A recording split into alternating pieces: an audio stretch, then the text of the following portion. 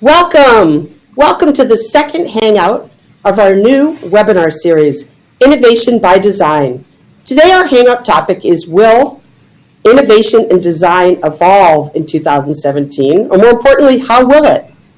Before we go ahead and get started, and I'll introduce the panelists, I'd like to just do a little bit of housekeeping to make sure we know what's going to happen over the next hour. So first, we have 45 minutes of incredible panelists who I'll introduce in a minute. And then we're going to take about 15 minutes of Q&A or your questions. So please, if you have not already, go check out the Questions and Topics tab, which you'll see below in your screen. There are some questions that are already there. And if you guys could please go ahead and vote on any you want to make sure are asked, or enter any that you want to make sure we ask additionally. We will get to those. We'll allow about 10 or 15 minutes at the end. And we are going to take the ones with the most votes and answer those first. Okay? Then there's also a few polls. If you could answer the polls, that helps us to be able to know who we're talking with and how to tailor the answers to the questions. And we have someone standing by on Twitter as well as in chat. And if you would like, we'd love to hear from you. It's at altitude_inc on Twitter, hashtag innovation by design, hashtag design thinking. So please engage in the conversation. We'd love to hear from you. And we also would love any feedback. And you already can see people are engaging on the chat over to the side of your screen. Do note, we do not want the questions in the chat. Please put your questions in the Questions and Topics tab. All right? And with that, let's go ahead and get rolling while you're here. So thank you again for taking time for joining us in our new Innovation Design Hangout series. It's really designed for a forum for innovation and design thinking leaders to really be able to network, talk with each other, share what's working for them, sharing ideas, tips, anything really that's going to help you be more successful doing your job. Okay, so we hope you find this very valuable today. And with that, what I'd like to do is go ahead and first let you know you will get the record. I know there's many questions on that. You will get the record by Monday. An email will be sent out. And now to roll. As we enter the holiday season and we plan for 2017, we know that our topic is very, very relevant. So we thank you for joining. We are going to talk more and more about the insights that will help you be successful using innovation and design in 2017. And with us today, we have experts from LPL Financial and from, okay, this is going to be said correctly, Jean, Uriji. They are joining us today. All right. And Altitude CEO, Dan Ostrower. So you'll hear their perspectives. They're very different, from startups to mid-sized companies to consulting firm, larger companies, all the different companies that they've worked with or at. And so with that, what I'd really like to do is introduce the panelists so you can take advantage of their knowledge. So first we have Jean Clotreau. He is the co-founder and dream wizard, which is a curiosity unto itself, of Uriji. And they're a social network which connects you globally through your experiences and your dreams. So it depends on what dreams you're having, I suppose, but it values your experiences and identifies your potential.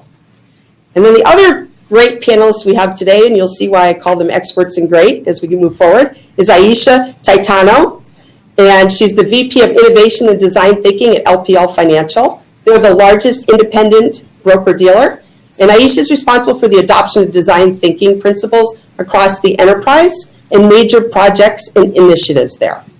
Welcome, Aisha. Thanks. And then Dan, our fearless leader here at Altitude, is the CEO. And Altitude, as he will tell you more about, I'm sure, it's a design and innovation consulting firm based in Boston. We have clients like Under Armour, Nike, Thermo Scientific, and many more. And I am Gretchen Hoffman, VP of Marketing at Altitude. And my role today is as the moderator to make sure that you are getting what you need out of this. All right. So with that, how about we roll into the questions? Again, if you've just joined, remember why you're here. You're here to hear about how will innovation and design evolve in 2017. So before we jump right into the meat of it and the questions, I do want to make sure that the panelists share a little bit on their role in design and innovation so our listeners can really understand the perspective that each panelist has as they answer the questions. So with that, Aisha, could I ask you to jump in first and just tell us a little bit on this angle? You got it. I am basically an internal consultant that is available to the senior management staff here at LPL to use whenever they feel like they need some inspiration or whenever they feel like they want to explore design thinking for projects or initiatives. So on our journey here at LPL, design thinking is new to them. I've been here for about a year and a half, 2 years. So we've got some folks who are now pretty proficient, but across the board, usually when they're talking to me for the first time, it's the first time they've ever heard of design thinking or anything like it. So we're starting at the very beginning, and we're like a little tiny baby practice. I don't know if it's baby, but not with you there, it can't be. It's like kind of like toddler-esque now, maybe moving into preteen. All right. And John, how about you? Yes, thank you, Gretchen. So we are working on the social networking. So since 1 month, we launched Uriji worldwide. So it's a platform to share, to post the future, to share your experiences. You can even put a price on your experiences. So the idea is to look after life and time and put life as your main asset. So the point is to innovate in the social and the human interaction. Well, you'll hear a lot about user experience and the human interactions today. So, and now Dan, maybe you could share a little bit about Altitude. Sure. Altitude is an innovation and design consulting firm. We've been in business for about 25 years, and we practice across a large range of verticals. And our clients are really are asking us to help them envision a new future and create innovation strategies around that, as well as design and develop ambitious new products, services, and experiences. So we're really kind of bringing a perspective on innovation and design thinking, which is really strategic in helping companies move forward. Great. Well, as you can see, we have a cross-section here, a different range where people's answers will come from, which I think you'll find very valuable today. So let's go ahead and get started. And Aisha, since we're going around robin a little bit here to start off, if you could start and share your thoughts really on what you believe are some of the biggest trends in innovation and design, and really not only over the last couple of years, but given the topic is what will happen and evolve in 2017, if you could relate that to 2017, that would be great. Yeah. So when I think of trends, I'm thinking as a practitioner of design thinking, right, versus trends in what will be innovated. So we're talking about how might it be innovated. And what I have noticed is as design thinking has become a little bit more prevalent and more people are getting excited about trying it, you're finding more and more practitioners who have practical application in using the tools. But the tool set is a how, it's not really a why. So people have to use it to figure out why it works. And what I think what you've seen emerging in 2016 and then what I think you will see to continue emerge in 2017 is lots of chatter and talk and publications around the heart of design thinking and human-centered tools. Things like empathy, things like perspective, the actual cognitive mechanisms that people are using to get the good stuff out of design thinking. As they've used it, they've figured it out, and now they want to share their findings with the rest of the practitioner community. Yeah, it makes a lot of sense. Sean, how would you balance that with your viewpoint? No, it's very important to hear about empathy, about perspective, because it's also about the human interaction and the way that we interact with time also, because when you say perspective is to bring the future to the now. So it's not a forecast, it's a perspective. So this is really interesting. In terms of trends, of what is happening, I think we are reaching some kind of we have many different things that are happening now in terms of new tech or gadgets, in terms of things that we think could be a real high impact or transformational trends as biometric, as deep learning, as in my world is more about internet of everything. Could be very interesting to connect everything to the human interaction and to connect humans between them. So to increase the quality of interaction. About empathy and perspective, I think this is the way that we put design more on the cultural transformation, and innovation is not more an innovation of some new device, is innovation. I think the next big transformation will be about the human interaction, about the way that we communicate on a very more efficient way, that we enlarge our network. Yeah, I absolutely. totally agree. Yeah, human interaction. So we love that, especially as we look at all the latest generation on all their technology, right? Get more human interaction in person here and know what users are doing. So Dan, what are you hearing, and what do you hear from our customers? Yeah, well, so having the benefit of seeing a wide different range of companies and industries and how they're thinking about this, I guess I'll put my comments in terms of what are the trends in terms of how are innovation and design thinking being used? What problems are they going to be used to solve? And what I see is in 2017, it's this started over the past few years, and I think it really going to take on more impact in 2017, is that companies are going to use design thinking to kind of answer their biggest, most strategic questions. And a lot of what we're seeing is companies asking the question, what business am I really in? Given the way that everything is changing around me, what business am I really in? And I think design thinking is perfectly positioned to help answer that question. A couple other things that we see happening, a transition of the meaning of brand being marketing to really being experience, and that companies who are invested in their brands really having to create meaningful experiences to deliver brand equity. And then finally, the other big challenge that I see design thinking and innovation really helping companies take on is kind of the integration of our physical and digital worlds. These really used to be kind of two separate spheres, no longer, and we have to think across those boundaries, and innovation and design thinking are the tools that people are going to use to do that. Yeah, it's interesting. I mean, Jean, you also talked about, the cultural transformation, which I think, has been alluded to here. And you also talked about, a little more on the empathy, which Aisha had also done. Maybe you could just share in a little bit more detail on how can people capitalize on these trends in 2017. Yes. Jean, yeah? Yes. Go for it. Oh, Jean. But, so on my point of view, I think empathy is about the way that you feel what others are feeling. So the way that you share also your perception of what is happening. And in a culture of the now, everything is now. We are Snapchatting or live. We are broadcasting, but live. So this is very interesting because we are increasing the field for empathy. We are increasing the field that people are sharing absolutely everything. They are sharing moments. They are creating even memories inside their communities and groups. They are pushing souvenirs. They are pushing projects. For Uriji, the idea is to push also future, so to push some memories from the future, aspiration, dreams. That is about empathy. So empathy is key. I think is, on my point of view, because for me empathy is empathy. That means this idea of sharing, of being more open to what is happening around you and what is the general feeling about you and the human feeling.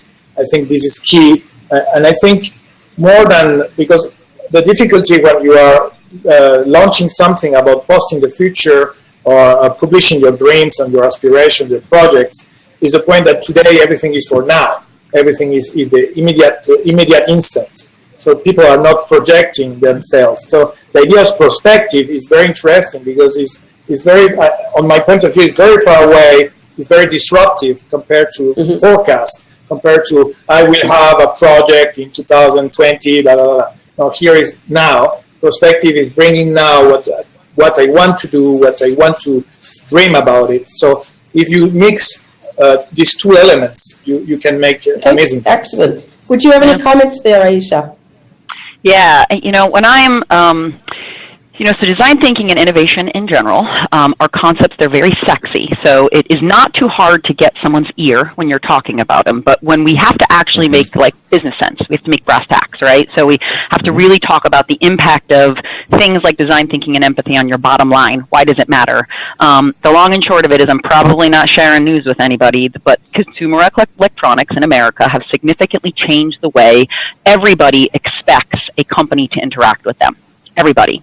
So even if you're not a consumer electronic, even if you're not an iPhone has now changed the bar of what people expect from you as an organization, right? So when you have companies like financial services who are really far away in both tone, feel, brand, concept from something like a consumer electronics, when they want to figure out how do they harness what has been, what has happened in this space, they're going to need these tools to cross that bridge, right? They are not going to be able to create the business models or the products or the revenue streams that they see these other companies creating that they're trying to emulate without fundamentally understanding that those companies think differently. They think different than you. They don't operate different from you. They think differently from you.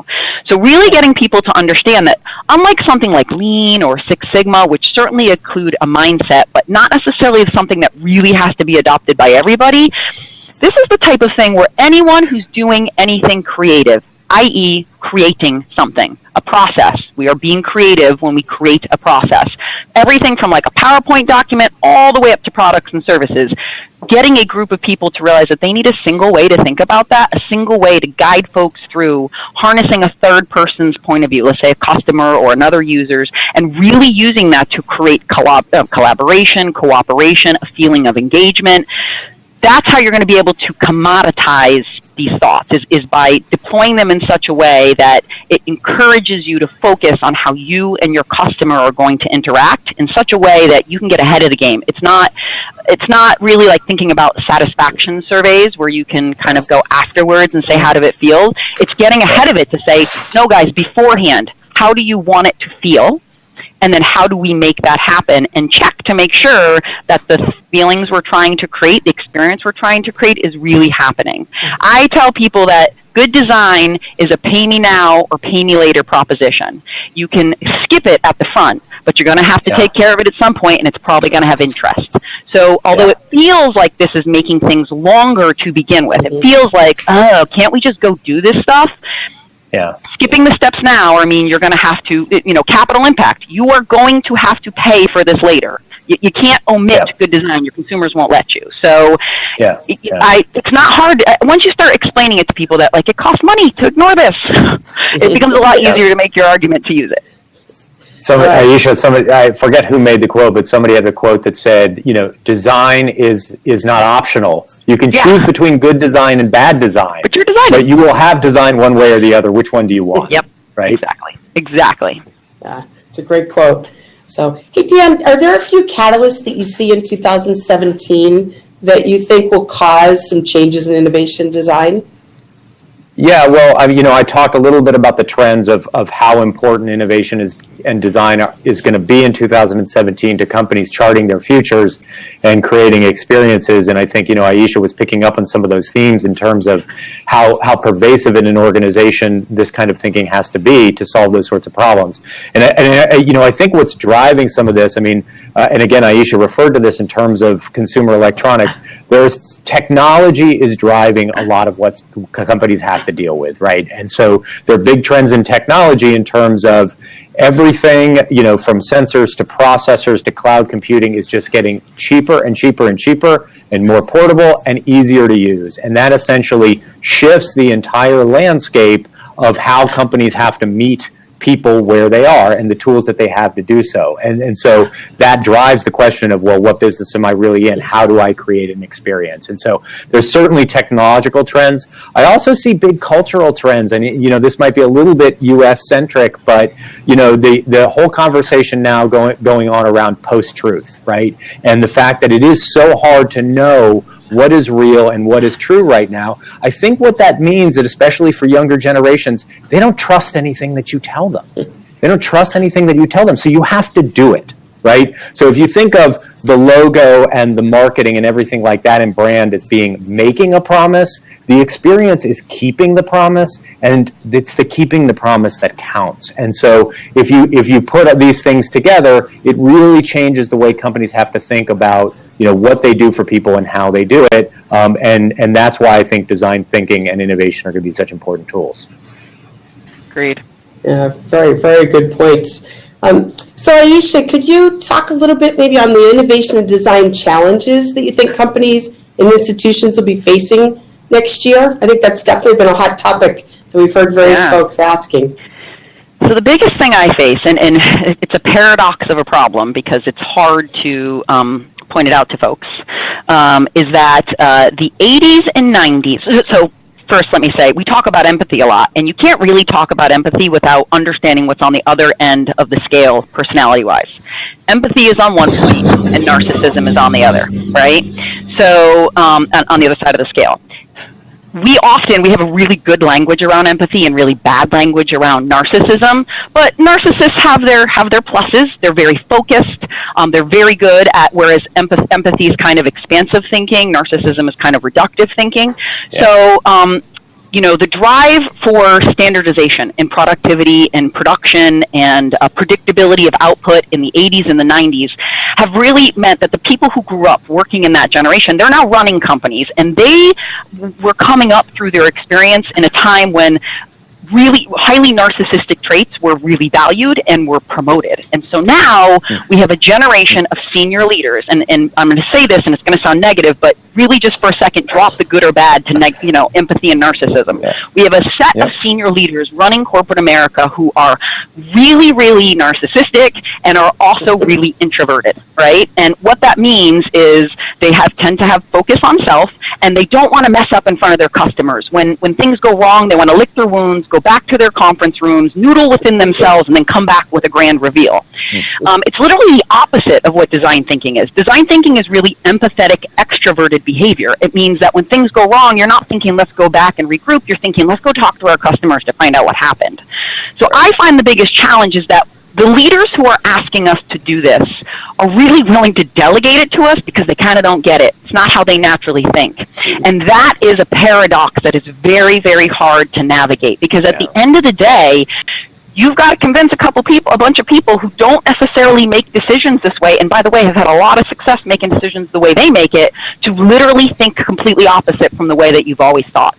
And even if I give you tools to do that, to really ask you to commit to that and trust that and use that is a giant step that people are taking. And the biggest problem or hurdle or obstacle that I think we're going to face is as more and more people adopt this, right? Early adopters are people who are really on board with what we're doing and we don't have to convince much. That's really what's been happening in corporate America in innovation and design thinking for like the last 5 or 6 years. We're starting to cross a bridge, just like the first time people started to mass consume an iPhone, where now this is going to be like for everyone, right? And it's not going to fit the personality of most of our senior leaders. So figuring out how we comfortably push them down the narcissism scale so that they can have a little bit more empathy, but not give up all the good stuff they get through their narcissism, through their self-focus, through their ability to reduce and do, is the trick. Because we don't want to pull them into empathy so much that they people who are super empathetic, they suffer from stuff like analysis paralysis and the inability to make decisions and emotional reflecting, right? So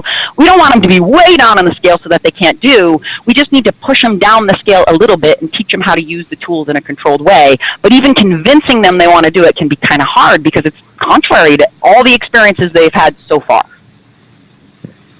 Yeah, no, that's a mouthful, but Al, incredible insights. The narcissism I hadn't actually thought too much about before. So that's I'll be interested what Jean, pardon my French accent, finds outside of the U.S. even along those lines, and what challenges that you're finding with innovation and design. Yes, thank you. So you are right. I was 21 years a top executive in a big company worldwide. And that's why now, since 1 year and a half, I create my own startup because of this. Because it's impossible it's very difficult to change things when you are in that kind of dynamic, about meetings, about this. In French, we call it the Versailles, like the king and the court and la cour. So it's quite a real. It's not a paradox. For me, it's more a huge problem. Yeah. And towards the consumers, it's becoming a huge problem because it's true. We are facing this lack of understanding between generations. About challenge, I think where people are located to work could be a big challenge. That means, for instance, for a lot of firms now, communication is going very fast, and sometimes you are more efficient even at home with your mobile device or with your so it's not more remote work. You are more efficient everywhere. So it could be an issue, the location. So you don't have to go to the office to be efficient. In terms of communication, who is the boss could be a problem. So it means when you communicate everything very fast, and you have the Apple Watch, you have the or whatever, you are communicating and you are receiving communication from all of kind of direction from the consumers. If you are doing a launch, you are receiving communication from the networks, the social media. So who is the boss could be a problem. The hierarchization, who is the. So these vertical organizations are suffering a lot with the new, with the innovation. That means with the access to the full communication. And in the other hand, who is speaking in the name of the brand or the product, it could be a challenge. That means now we are a startup, and I have engineers, I have marketing, I have content, data intelligence people. So everybody's talking. Everybody has a friend or have a friend in radio, in TV, and in the web. So everybody's talking, everybody's tweeting, everybody's communicating. So where is the message from the brand? That's the main. It's very difficult to. And sometimes you are more empathic, so you want everybody to communicate and to spread the word. And sometimes it's really difficult to do in another way and a more traditional way. And is that message really what the users find resonates, right? That's obviously a question. But no, I think along the lines of, the challenges that we're finding, I think that's, going to continue. But along those lines, design thinking is frankly still a buzzword. People talk about it a lot. It would be interesting to hear, Dan, from what you're hearing from a lot of the customers and what you're seeing out there. Do you think it's here to stay? Do you believe it'll continue to be more important in 2017? And why or why not? Oh, absolutely. I think what we're seeing is essentially a shift in the fundamentals. So, let's go back to what Aisha was saying, right? If you've got organizations run with a personality profile of narcissism, okay, you've got that one thing. But what's happening in the world outside them, right, is massive increases in complexity. So before, if you were a product company, you could just go about making your product. Now you have to worry about connecting it, putting it in the cloud, creating a meaningful experience. You have massive increases in complexity, and the cycles of competition are so much faster. So you have this going on outside in the world that's just so hard to deal with, so difficult to compete. Yet you've got people who are trying to control and operationalize, and that doesn't really go well together. And I really think that the solution there is design thinking. And over the last few years, we've started to see this taking hold. Our business has been around in helping do this for clients. More and more, we're hearing clients, ask us, teach us how to do this, right?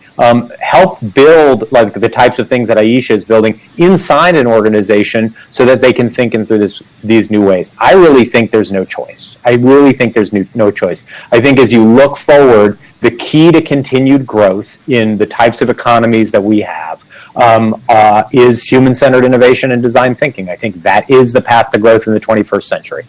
And if you can't figure out how to do it, or utilize those talents, you're looking at extinction. It's as simple as that.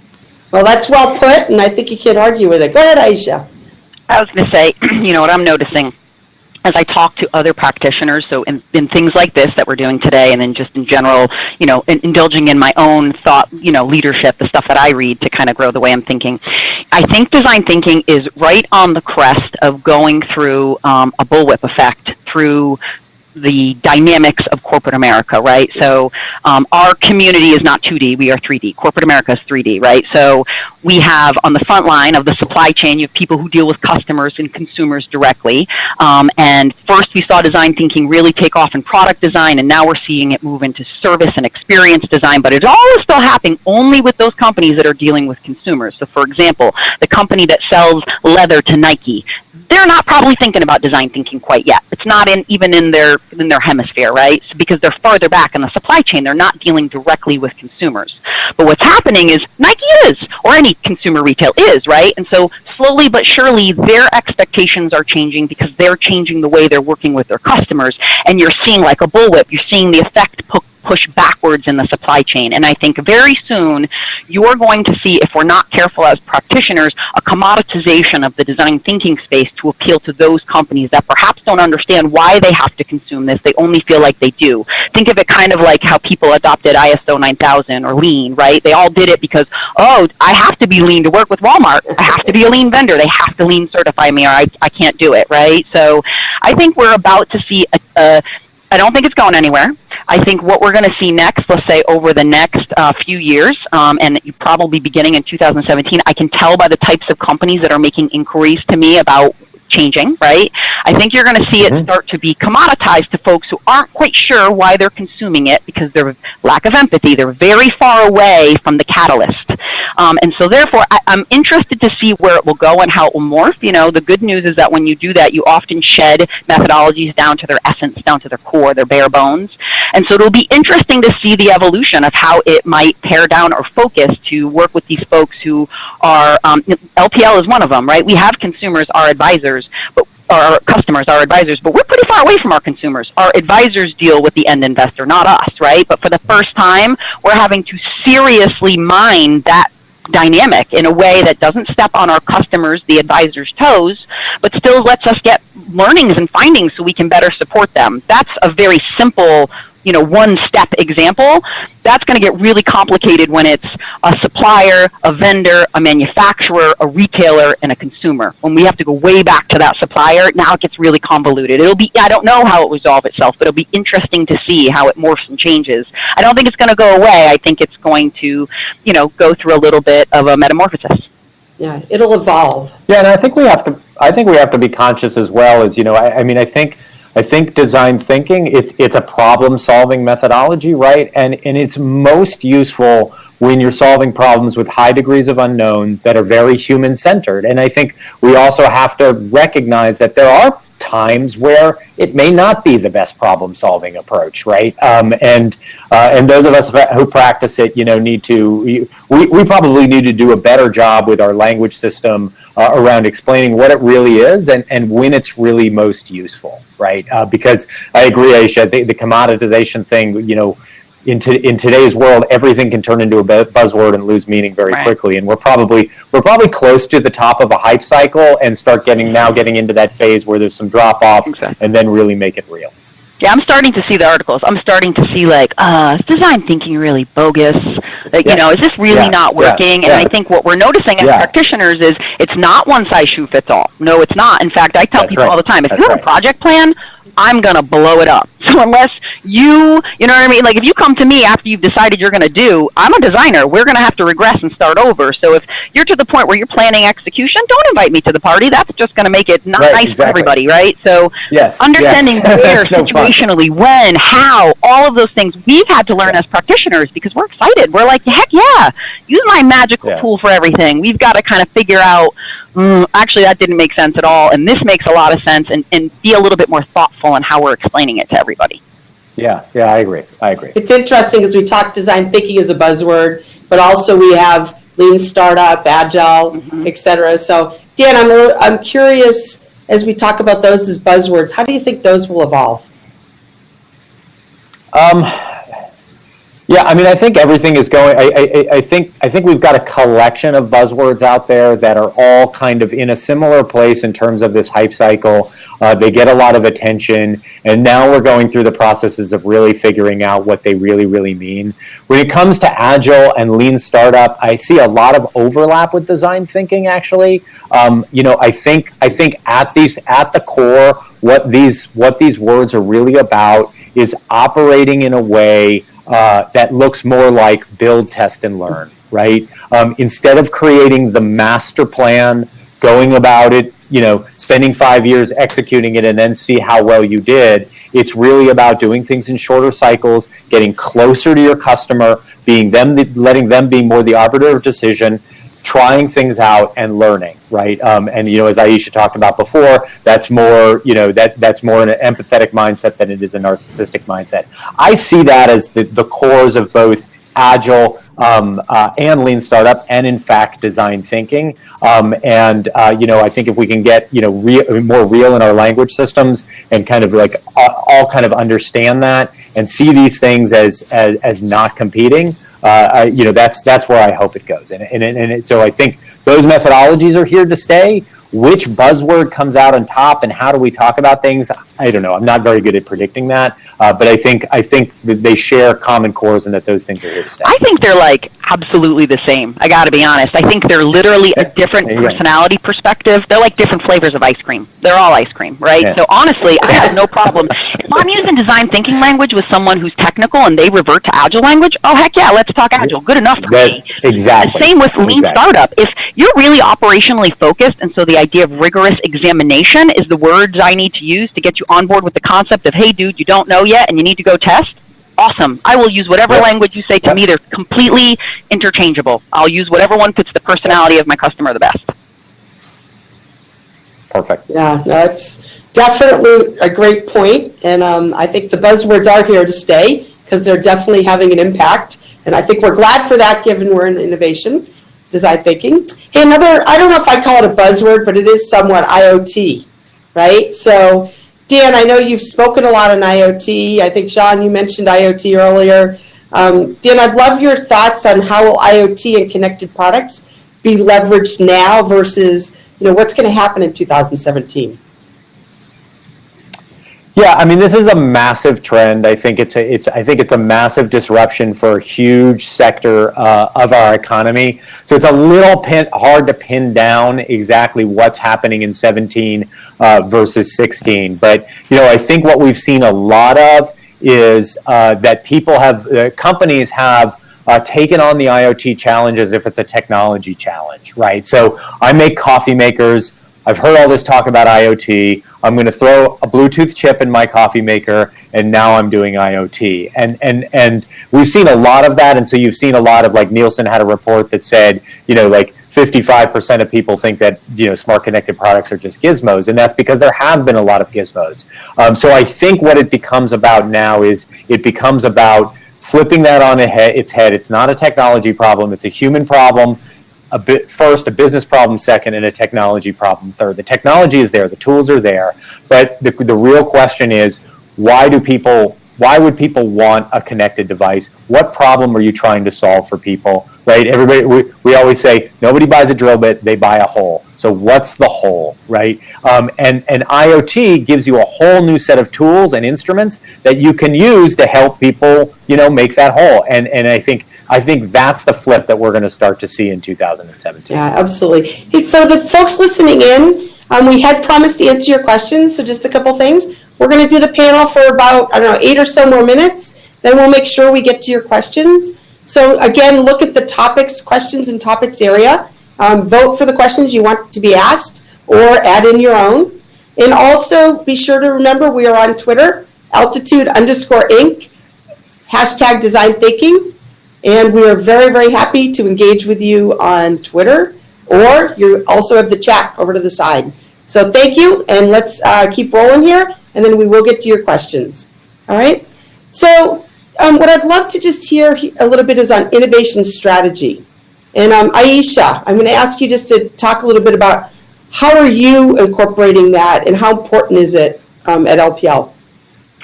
So it's very important at LPL. It is they have 3 goals, and one of them is around innovation. They're very committed to the idea of creating something special and new for their customers. I think, personally, I think when we're talking about strategy, innovation's a tough word. It's a descriptor word to me. Things feel innovative. You don't actually go do innovation. That's my personal opinion. So when I'm working with folks and talking through their innovation strategy, I just have one really simple question that I ask them. Your strategy should be built around what hairy problems you're solving. Let's say if we're building a 3-year strategy in the next 3 years. Tell me the story of what you're going to do via the language of the problems you're going to solve. If you can do that, if you can say, I'm going to solve this problem, and that connects to this problem over here, and then I'm going to fix this one, and we put them all together, it's going to equal X. You're innovating. That is innovation, right? Particularly when you decide that you're going to use new and novel things to do that, right? So when I'm thinking strategy with them, when I'm, and i.e. strategy is a proxy for a planning process in most places, right? So when we're talking strategy, we're not talking about conceptualizing. We are talking about planning the emotion we have about the feelings about what we're going to do for the next couple of years. So when these guys get to the nitty-gritty of planning, I want to know if you've got a list of project plans. That means nothing to me. I'd rather not have the name of the project. I'd rather have the problem you're solving as the title of the project, because they should logically make sense. And if you can't boil it down to the problem, why are we doing it? Why are we doing it, right? Like, if the order of magnitude of problems, the acuity of these problems for our customers are super low, if you're going to solve kind of, sort of, not a big deal problems for 3 years, you don't have a very strong strategy. If you're going to solve a few not big problems and a few medium problems and a few really big problems for your customers, now you've got a good strategy. So if we boil it down to the problem question, I feel like that's a really common language. You don't need to know design thinking to do it. And it just makes, we can drop the jargon and just have a very real conversation around, are you focused on the end user? Are all these problems you're solving for you, by the way? So maybe you have a great list of problems that you're solving in the next 3 years. They're just all your problems. You've left your customer out in the cold, right? So if, like, bringing it down to the commoditizing the list of the problems, I think you get very far in thinking about innovation and strategy together. Yeah, I think it's really important for people to not just jump right to their solution, right? And start building, right? To really think about, do they have the right problem? And the whole aspect we talk about is, have you really listened to your users and observed them, right? Well, and I think, Aisha makes a good subtle point in there, which is the framing of the problem too, because a CEO may very often frame the problem as, I would like to have more market share. That is a problem, but it's framed around your needs, right? Not the needs of the people that you serve. That's a good point. Yep. So, John, let's get you back into the action here. So, what do you believe will stay the same, or can we count on in 2017? So, really, whether it's good or not a good thing, what do you think is happening? Like, you've talked about empathy, you mentioned IoT. Maybe pick a few and tell us, why are they here to stay? Well, for sure, we are in my field in an acceleration of connectivity, of networking, of this 1 minute or 37 seconds messages, because now we are on Instagram, and if you are more than 40 seconds, nobody will listen to you. So it's very interesting, this acceleration of very micro, even nano communication and nano messages, which is in a double sense, which is the consumer towards the brands or whatever, and our way that we transfer messages to the people. So this is something that will accelerate, that will continue. I think in terms of Internet of Things, or even more Internet of Everything, more than a problem, because yes, there is many problems, and one of the biggest problems of human beings is the connection between people and the way that we work together, or we live together, or we make society together, which is a cultural issue worldwide. Is more the fact that the internet or the connectivity is becoming more. It's like air, it's like food, it's like my children, they ask me for Wi-Fi, and that's all. Like they even not ask me for a brand or something to buy, they just ask me to be online. So I think we are already in this internet of everything. That means to be connected everywhere in every situation. Of course, it's not to have this glass connected, just telling me what I am drinking or what I should drink. It's more the way that we ask and we receive information in every kind of situation. And maybe this point of hyperconnectivity will be related to where.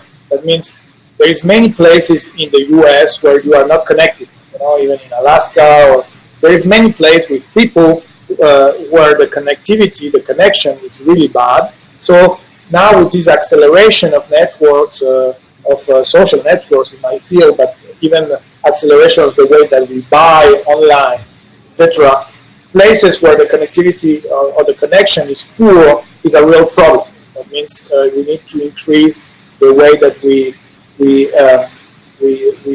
I think we optimize the connectivity in terms of where we are connecting people.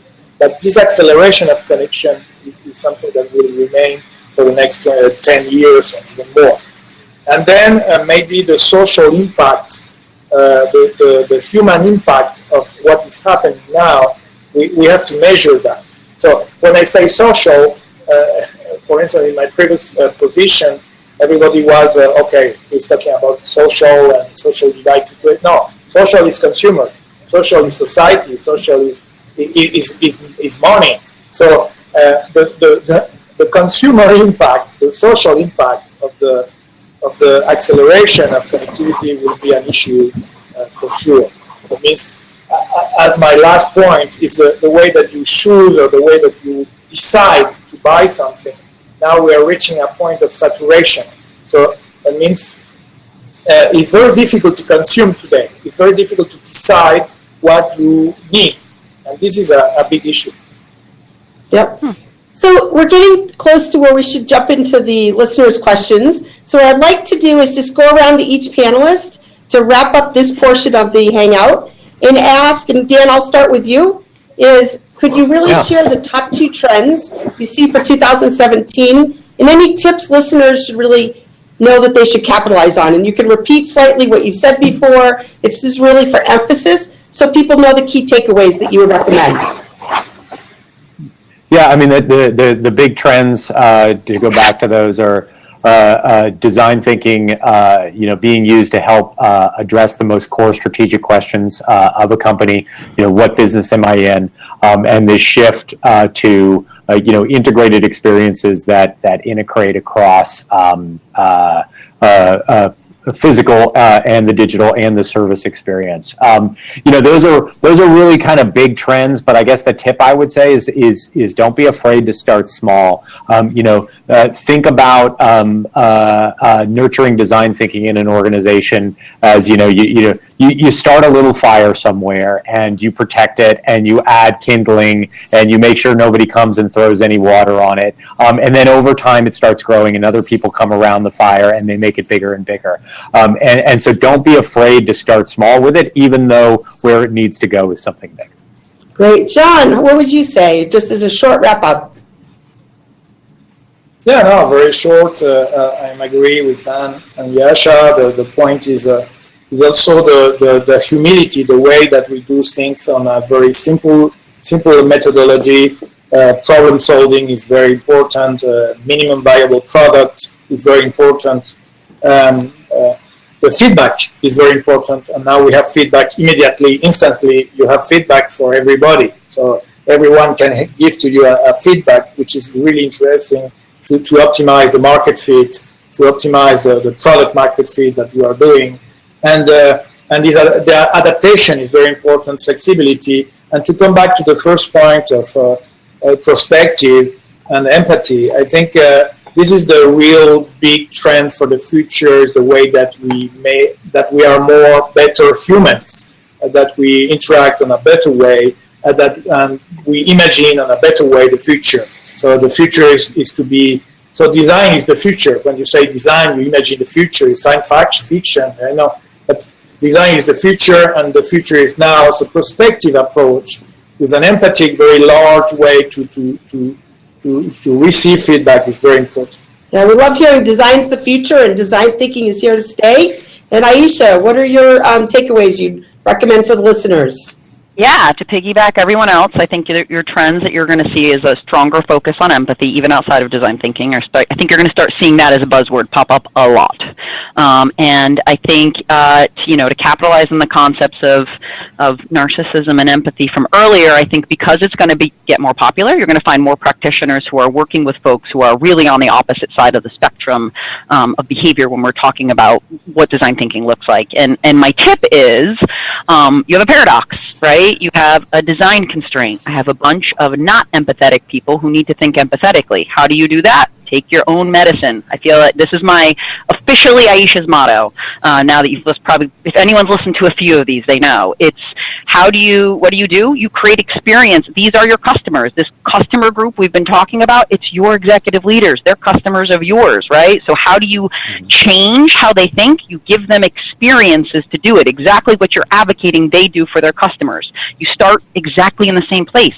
Say, I don't know. I don't know how they act. I don't know what they need. I'm going to go find out.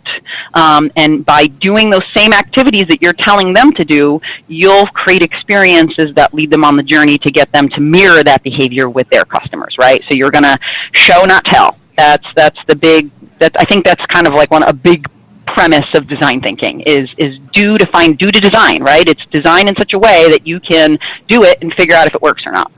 Yeah, absolutely. And for anyone who would like to know more, have any more resources, definitely I encourage you to go to our website, www.altitude Inc. We have many free resources under the Insights area. And the next website, or the next hangout that we have in January is really how to find the most meaningful ideas. And so I encourage you in a couple days that'll be posted up there. I encourage you to go and to join there. And with that, I'd love to jump right in and first say thank you a ton to our panelists. They've been fabulous. And now I'm going to ask them to switch gears here, and we'll go to the questions that you're all asking. So the one that has the most votes here is, how do you keep the momentum going in innovation projects?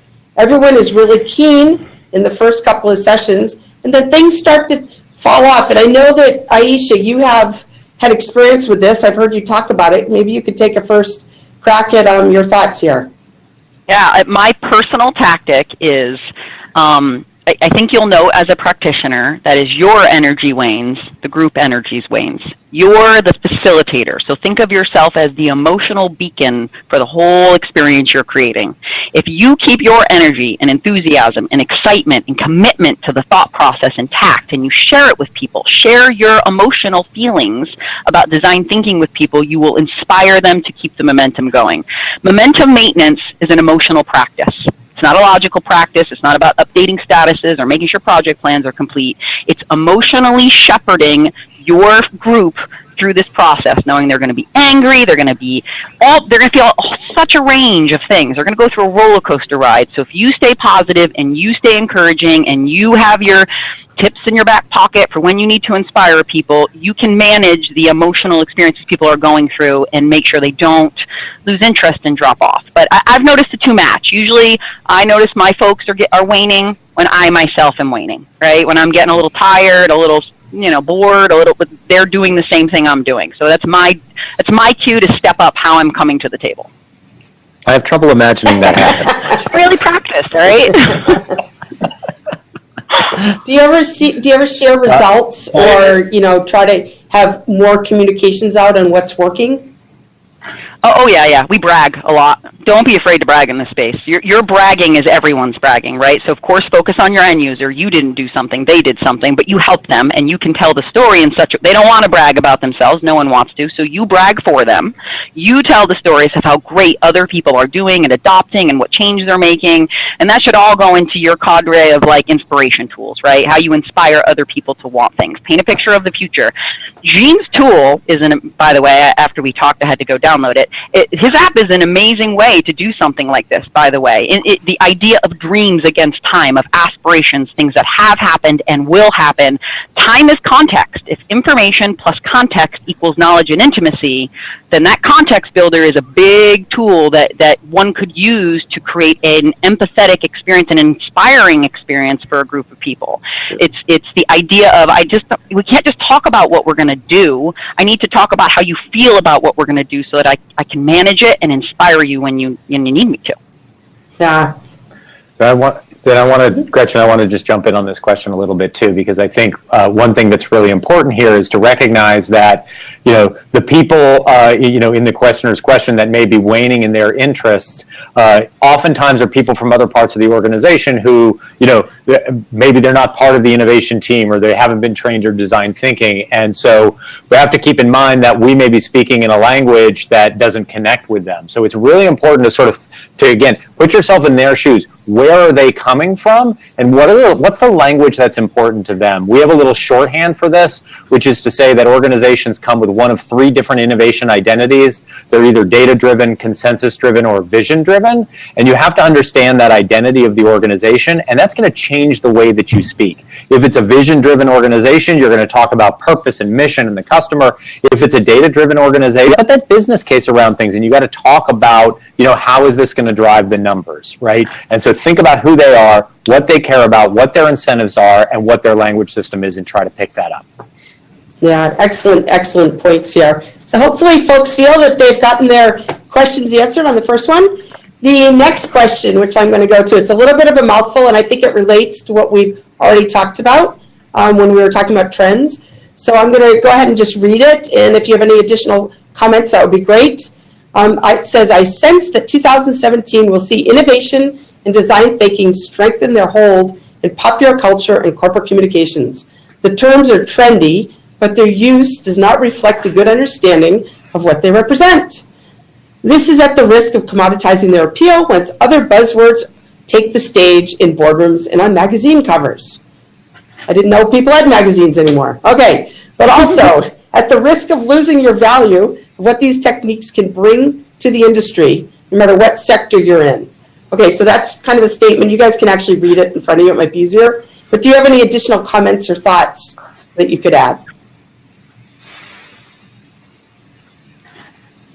I feel like we've hit on this a fair bit in the talk already. I'm not sure that I've got a lot more to add on it at this point in time. Yeah, and I think this question was put in before we actually addressed some of it. So I'm sorry, yes. Aisha. And I will say one thing though. People who get famous don't get to choose how they get famous. Right? They just get famous, and then they have to deal with it. And it has goods and it has bads. When design thinking is getting adopted, when it comes into someone's ethos, it's not complete absorption. It's not design thinking, and I instantly know all the things about it. It's going to start with, I'm kind of aware of this term. I kind of sort of know what it means. I kind of sort of want to check it out. That's where this all starts. It doesn't bother me that people feel that way about it. What I see, like my salesperson kicks in, I see expressed interest. I know they don't know how to use it or apply it yet. That's okay. And I know if they linger in that space too long, it could cause problems. But at this point, I see all of that frenetic energy as opportunity. It is an opportunity. People are interested. They just aren't 100% sure what they're interested in yet, right? Like, it's not... I can see where it could go wrong, but we don't get to pick how it fruits, right? It's just fruiting, and then we have to harvest it and figure out how to deal with what's happening in a constructive way. Yeah. Well, that's... I think, Gretchen, the motivation factor is really important. So not the self-motivation and the way that we share motivation inside the organizations with that kind of techniques or processes, or the way that we design and innovate is very related to motivation. So I think we increase the motivation factor implementing this new approach. Yeah, no, great point, John, very much. So I'm just going to ask a couple more questions, and then we'll call it a wrap. So, Dan, there's one here on, frankly, relates to the hospital environment, and I know we have a lot of healthcare, so if you feel comfortable answering it. It says, how do you implement innovatively without impacting existing operations? Their example is, in a hospital environment, we're incorporating telemedicine, patient support, utilizing existing staff. Yeah, well, I mean, it's a little bit of there's a catch-22 in that question, which is that the point of innovation is to impact something. Now, I do believe, though, that there's a model that's worth thinking about sometimes, which is that an organization needs an operating engine, right? And there are existing products that the organization has, or existing services, in this case the hospital, that the organization has, that need to run efficiently, and they need to run at high performance. The organization needs to be focused on that. Innovation is not always driven by the same things. Innovation is driven by trying, it's driven by learning, it's driven by taking big leaps. And so it's okay sometimes to think about these two functions in an organization, the operating engine and the innovation engine, at least for a time being, as being separate. But if they're separate, they should also be connected. And I think it's really important that the innovation engine remains transparent and draws the rest of the organization into it in sensible ways.